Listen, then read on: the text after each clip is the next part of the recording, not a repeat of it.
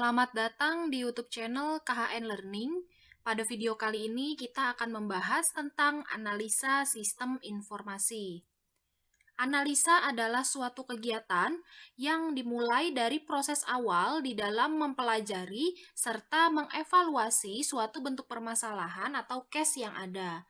Tujuan utama analisis sistem informasi yang pertama adalah menentukan kelemahan dari proses-proses bisnis pada sistem yang lama untuk bisa menentukan kebutuhan dari sistem baru. Yang kedua, menentukan tingkat kelayakan kebutuhan sistem yang baru. Pendekatan analisis model driven. Yang pertama di sini adalah analisis terstruktur. Analisis ini terfokus pada aliran data dan proses bisnis dan juga perangkat lunak yang disebut juga proses oriented. Salah satu contohnya yaitu menggunakan DFD atau data flow diagram. Kemudian yang kedua adalah rekayasa informasi, menentukan tingkat kelayakan kebutuhan sistem baru disebut sebagai data center. Model data dalam rekayasa informasi disebut dengan entity relationship. Rekayasa informasi mensinkronkan pemodelan data dengan pemodelan proses. Kemudian yang ketiga ada analisis berorientasi objek. Untuk model object oriented analysis, ini adalah gambar-gambar yang mengilustrasikan objek-objek sistem dari berbagai perspektif seperti struktur, perilaku, dan iterasi antar objek, misalnya dengan menggunakan UML atau Unified Modeling Language. Analisis kebutuhan sistem. Hasil dari analisa kelemahan sistem dapat digunakan untuk merekomendasikan analisa kebutuhan sistem atau requirement system dan juga rekomendasi fungsionalitas apa saja yang dibutuhkan oleh sistem baru. Tujuan dari analisis kebutuhan sistem yaitu memahami sebenar-benarnya kebutuhan sistem yang baru, yang dapat juga diartikan dengan pernyataan tentang apa yang harus dikerjakan oleh sistem, kemudian pernyataan tentang karakteristik yang harus dimiliki oleh sistem. Di sini ada tipe-tipe kebutuhan sistem. Yang pertama adalah operasional yang menjelaskan teknis bagaimana sistem baru akan beroperasi. Kemudian yang kedua, kinerja yang menjelaskan seberapa bagus kinerja perangkat lunak yang dikembangkan dalam mengolah data, menampilkan informasi, dan secara keseluruhan dapat menyelesaikan proses bisnis. Kemudian tipe kebutuhan sistem yang ketiga di sini keamanan yang berisi pernyataan tentang mekanisme pengamanan aplikasi, data, maupun transaksi yang akan diimplementasikan pada sistem. Kemudian yang terakhir ada politik dan budaya yang isinya menyangkut atau berhubungan dengan isu politik dan budaya yang tidak menimbulkan persepsi negatif terhadap sistem. Selanjutnya adalah metode pengumpulan data. Proses pengumpulan data itu dilakukan untuk memperoleh informasi yang dibutuhkan dalam rangka mencapai tujuan penelitian. Proses pengumpulan data yang dilakukan pada pembahasan sistem berjalan dalam fase tahap analisa ini merupakan proses awal yang sangat penting untuk mendapatkan data yang akurat. Di sini ada dua jenis sumber data. Yang pertama, data primer. Data primer itu adalah data penelitian yang diperoleh sendiri melalui wawancara, observasi, atau pengamatan langsung, kemudian kuesioner, kemudian pengukuran fisik, dan juga percobaan laboratorium. Kemudian yang kedua, data sekunder. Data sekunder ini data yang diperoleh dari sumber kedua, dokumentasi lembaga seperti data dari BPS, rumah sakit, lembaga, atau institusi. Metode pengumpulan data di sini ada 4. Yang pertama kuesioner, yaitu daftar pertanyaan tertulis yang ditujukan kepada responden. Jawaban responden atas semua pertanyaan dalam kuesioner kemudian dicatat atau direkam atau direkap. Kemudian yang kedua ada observasi, ini adalah pengamatan langsung. Kemudian yang ketiga ada wawancara, kemudian yang keempat ada dokumen. Perumusan proses bisnis. Proses bisnis adalah suatu kumpulan pekerjaan yang saling terkait untuk menyelesaikan suatu masalah tertentu. Suatu proses bisnis dapat dipecah menjadi beberapa subproses yang masing-masing memiliki atribut sendiri. tapi juga berkontribusi untuk mencapai tujuan dari subprosesnya. Analisis proses bisnis umumnya melibatkan pemetaan proses dan subproses di dalamnya hingga tingkatan aktivitas atau kegiatan. Beberapa karakteristik umum yang dianggap harus memiliki suatu proses bisnis adalah yang pertama, definitif. Definitif di sini maksudnya suatu proses bisnis harus memiliki batasan, masukan, serta keluaran yang jelas. Kemudian yang kedua, urutan. Suatu proses bisnis harus terdiri dari aktivitas yang berurut sesuai dengan waktu dan ruang. Kemudian yang ketiga adalah pelanggan. Suatu proses bisnis harus mempunyai penerima hasil proses. Kemudian yang keempat, nilai tambah. Maksudnya adalah transformasi yang terjadi dalam proses harus memberikan nilai tambah pada penerimanya. Kemudian yang kelima, keterkaitan. Suatu proses tidak dapat berdiri sendiri, melainkan harus terkait dalam suatu struktur organisasi. Kemudian yang keempat adalah fungsi silang. Maksudnya suatu proses umumnya walaupun tidak harus itu mencakup beberapa fungsi. Ini adalah contoh proses bisnis. Yang pertama dimulai dari proses pendaftaran anggota. Di sini di proses pendaftaran anggota kita jelaskan, seorang calon anggota yang belum menjadi anggota perpustakaan dapat mendaftarkan diri dengan cara mengisi formulir pendaftaran. Setelah mengisi formulir tersebut, maka data calon anggota dapat diinput ke dalam sistem oleh pustakawan.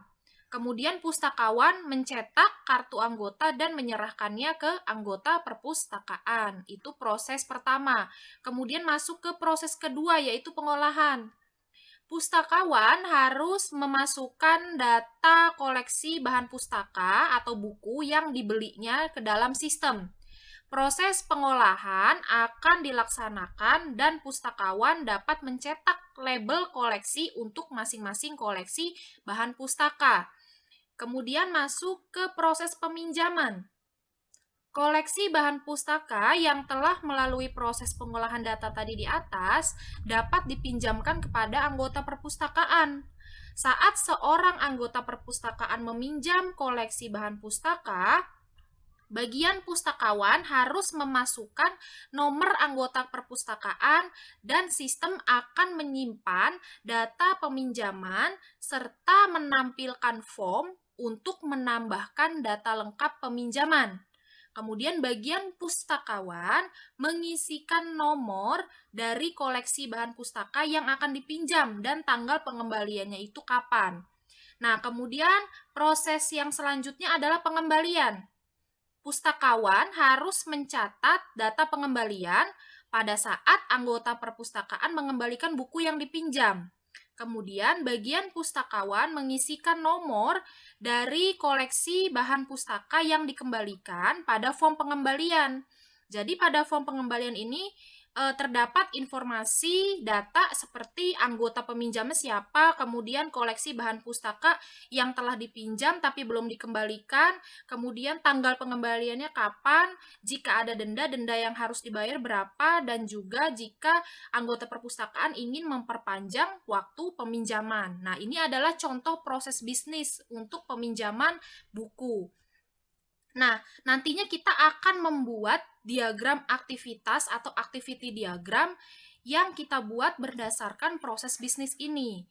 Tapi sebelum kita buat activity diagramnya, kita coba bahas dulu apa sih activity diagram. Nah, activity diagram itu menggambarkan proses bisnis dan urutan aktivitas di dalam sebuah proses. Memperlihatkan urutan aktivitas proses pada sistem.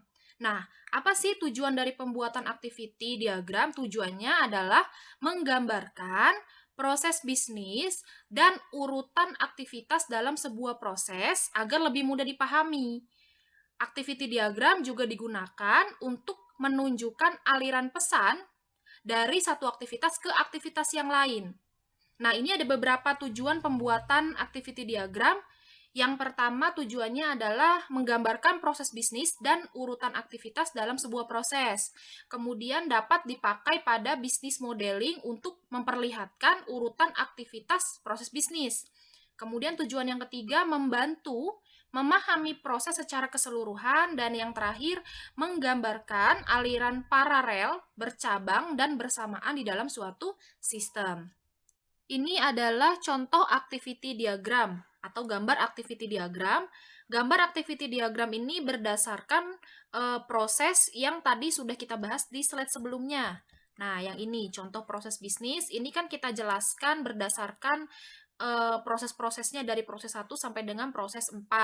Kemudian ketika digambarkan dalam bentuk activity diagram, kita akan lihat di sini ada 3 kolom, ini namanya swim line. Jadi swim line ini adalah aktor yang bertanggung jawab atas aktivitas yang terjadi. Jadi di sini ada calon anggota atau anggota perpustakaan, kemudian ini adalah pustakawan, dan ini adalah sistemnya atau aplikasi perpustakaannya. Nah, dimulai dari simbol start, ini adalah simbol mulai. Kemudian aktivitas yang pertama, si calon anggota mengisi form pendaftaran.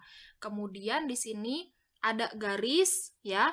Garis berikutnya kita masuk aktivitas berikutnya. Kemudian si bagian pustakawan memeriksa kelengkapan isian form. Kemudian di sini ada simbol decision di sini. Ketika bagian pustakawan mengecek kelengkapan isian form, di sini ada decision.